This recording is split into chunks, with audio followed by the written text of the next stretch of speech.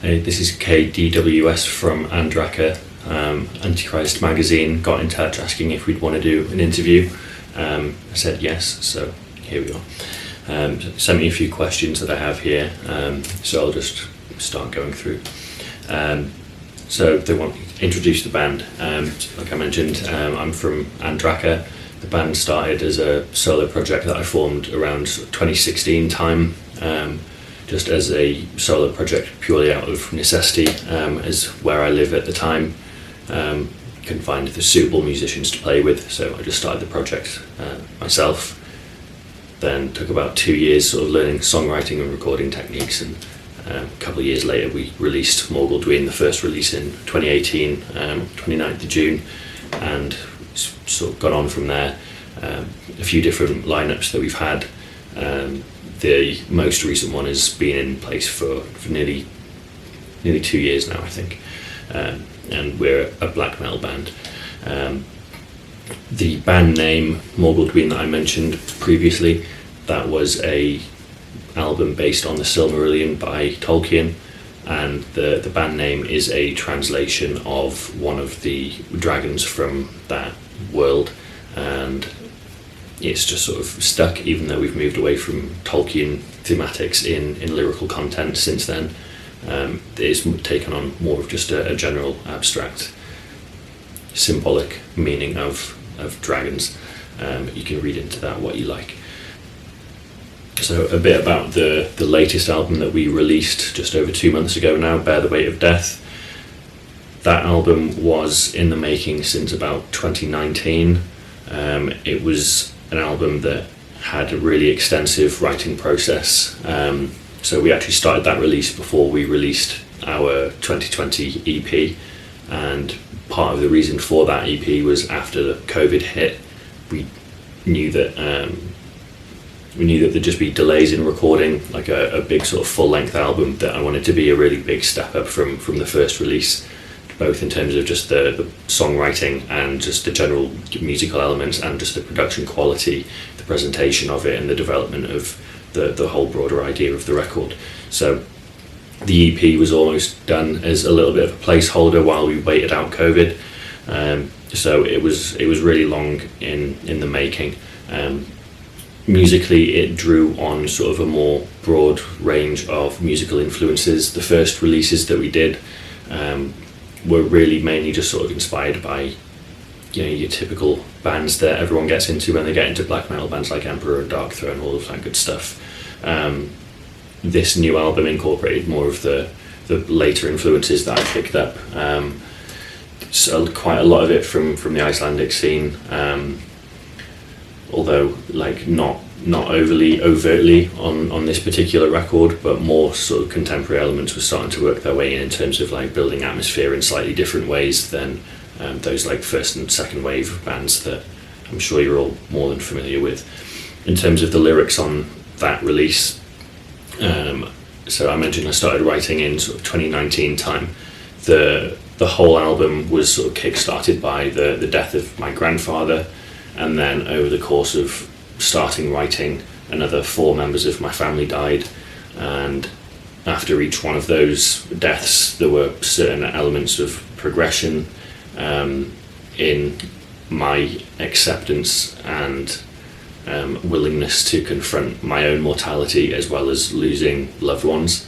But after each death there was big setbacks in that, and each death would shift my perspective on matters and demand reworkings to various lyrical ideas, certain musical ideas to be reworked to work better with those lyrical ideas.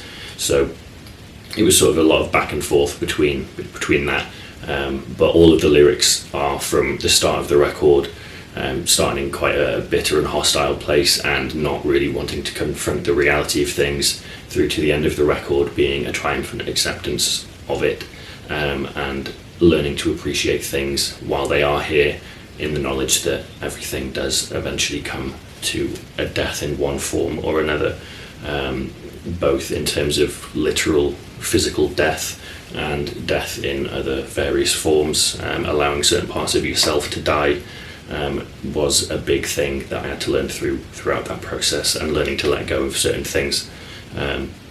So that's what the lyrics are about. Obviously, people can read into certain lines however they wish. But yeah, it's up to the listener, really. In terms of the cover art, we worked with Stefan from Chaos Dictator Art. This was the first time that we really had the budget to work with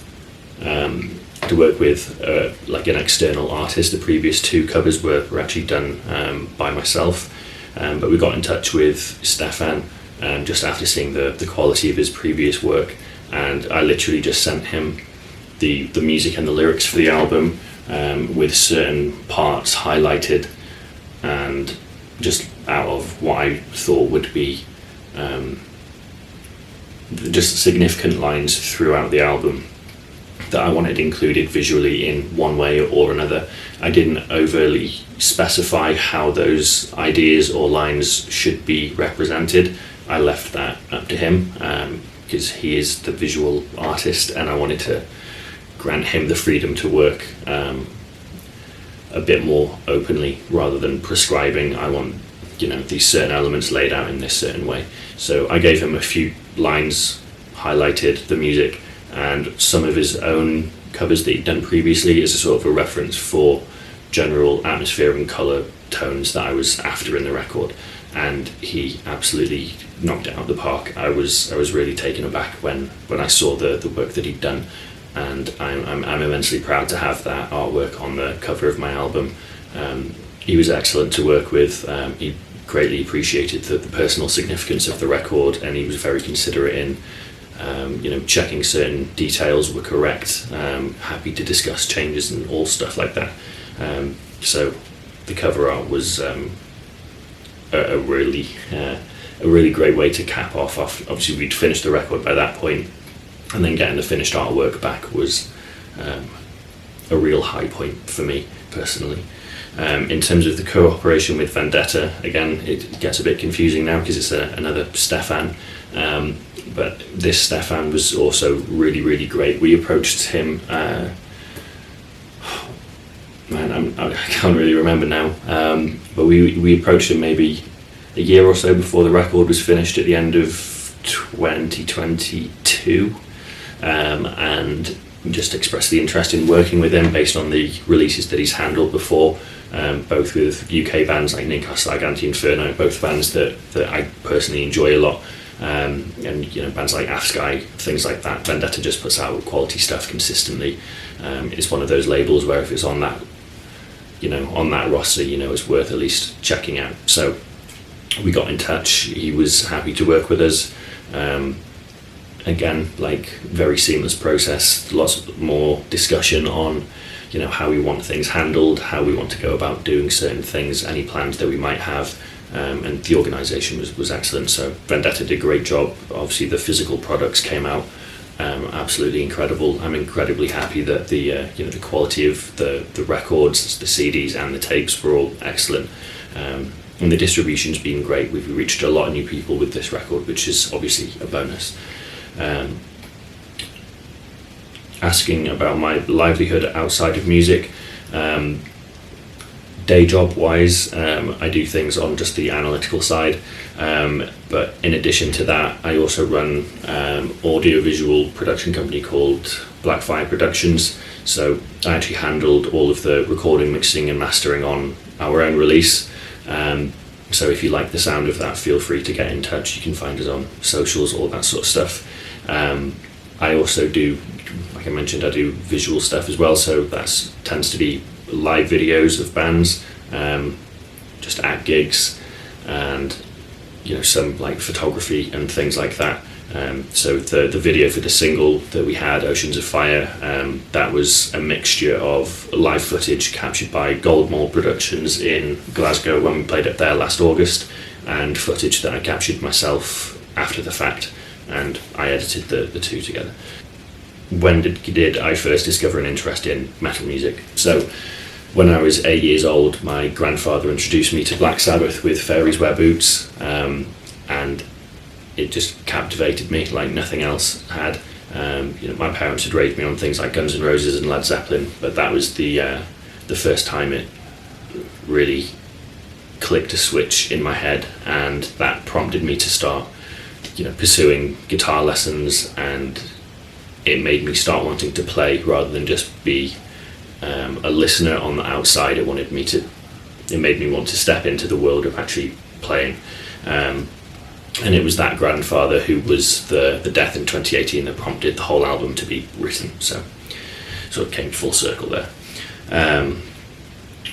What obstacles have I faced as a musician, and how have I overcome them? So as I mentioned at the start, based on where I live, sort of relatively rural in North Wales, finding any musicians was pretty challenging. There's not really a music scene around here, especially as I think I was maybe 16 or 17 when I was starting. So it's mostly just people playing acoustic guitars in pubs, things like that, which is fine, but not what I was trying to do. So I started a solo project out of necessity, and throughout the years when we've had various drummers leave, obviously I'm sure anyone else that's in a band can relate to the struggle of finding a competent and reliable drummer, but it's a non-negotiable aspect of my life that I pursue this band to the ends of the earth. And there were certain times where we would just perform without a drummer, with just drums on backing tracks and things. Like I say, it's non-negotiable that I'm going to push ahead with it. In terms of other challenges, when I was a teenager, I had an accident that impacted my hearing on one side. So obviously, I mentioned I do mixing and mastering work. In order to do that, I'll just sometimes sum things to mono or flip the left and right channels just to make sure that things are balanced side to side. And I just position myself on stage in a certain way so that I can actually hear everyone. But yeah, not really any other drastic challenges for the time being. Non-metal artists to collaborate with.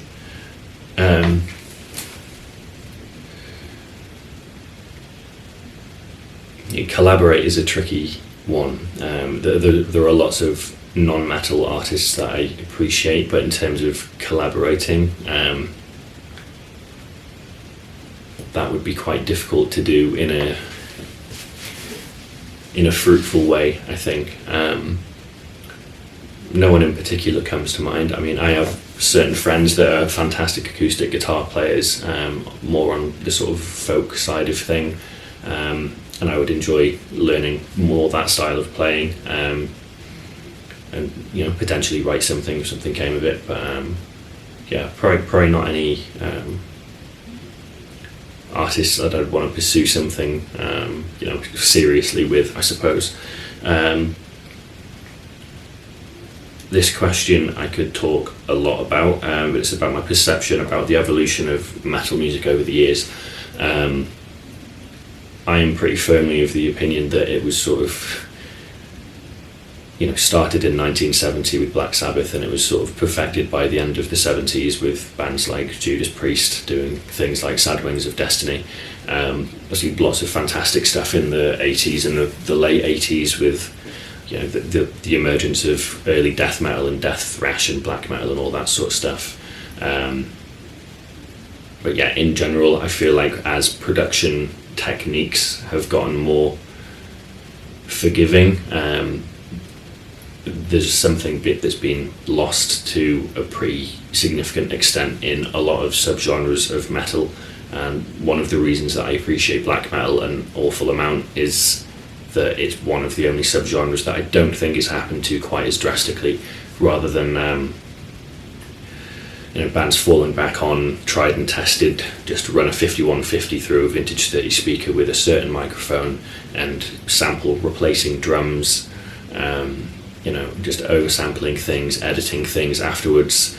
It massively sucks the life out of things, whereas and it makes everything sound very similar, whereas black metal tends to be a lot more DIY, and people actually enjoy the exploration of different recording techniques to achieve their vision in a way that they see fit, rather than they've been told is the industry standard.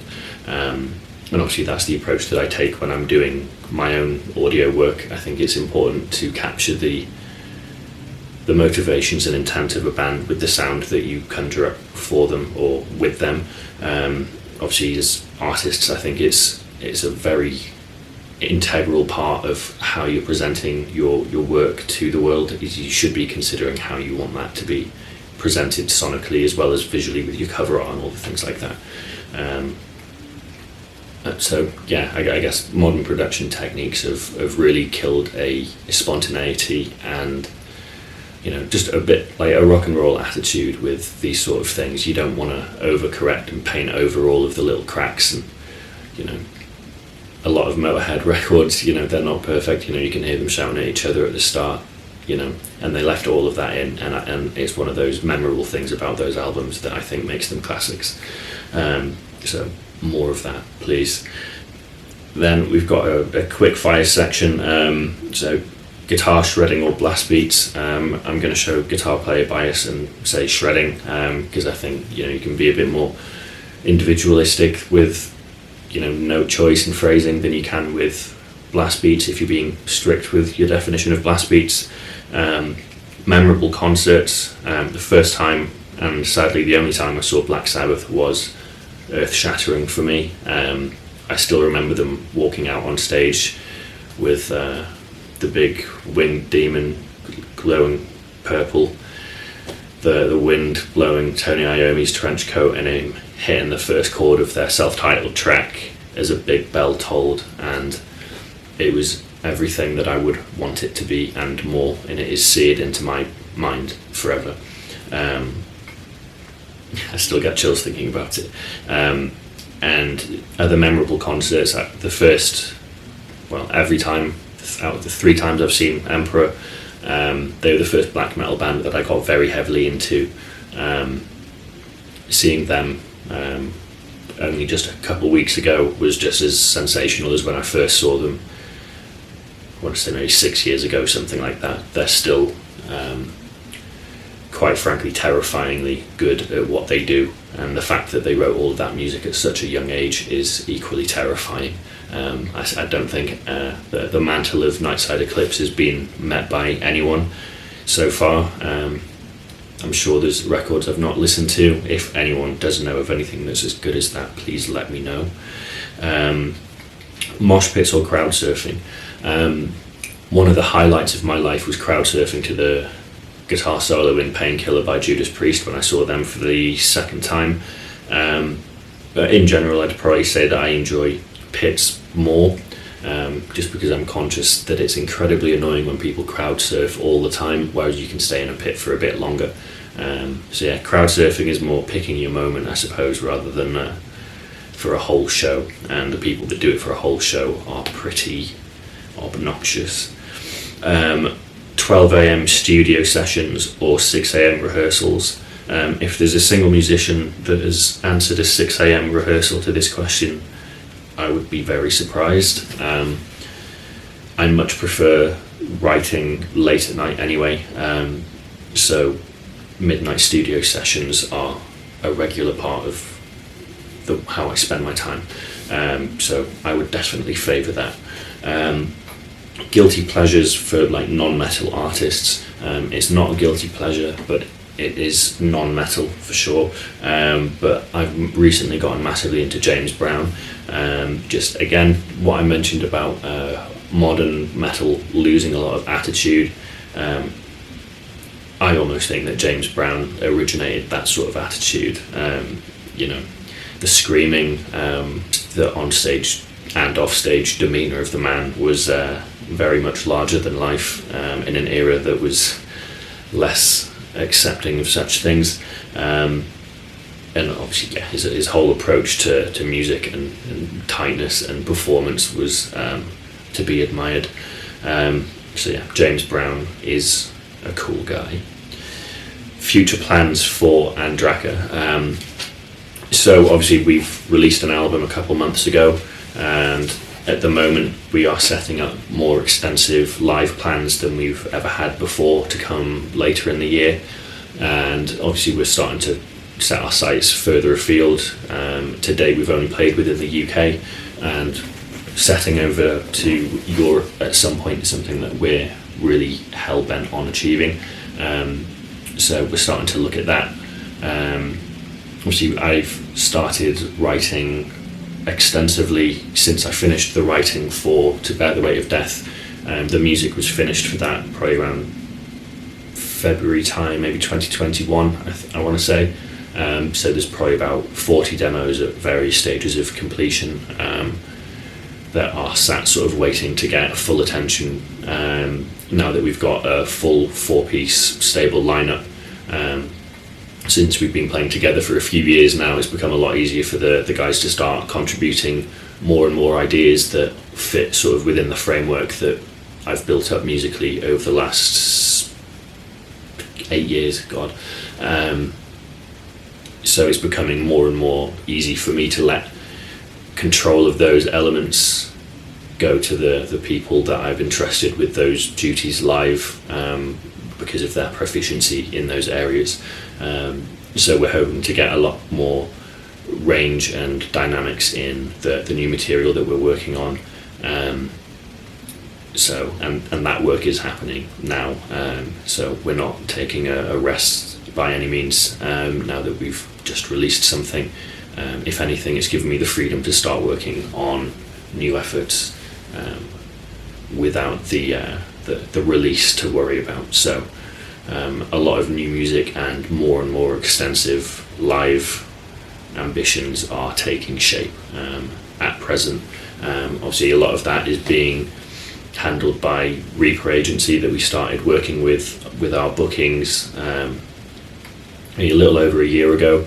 So 2023 saw a lot of our biggest shows to date, playing with bands like Bolzer and Fortress Fest, Incineration Festival, things like that. So this year is about building on that and taking things further afield, as I said.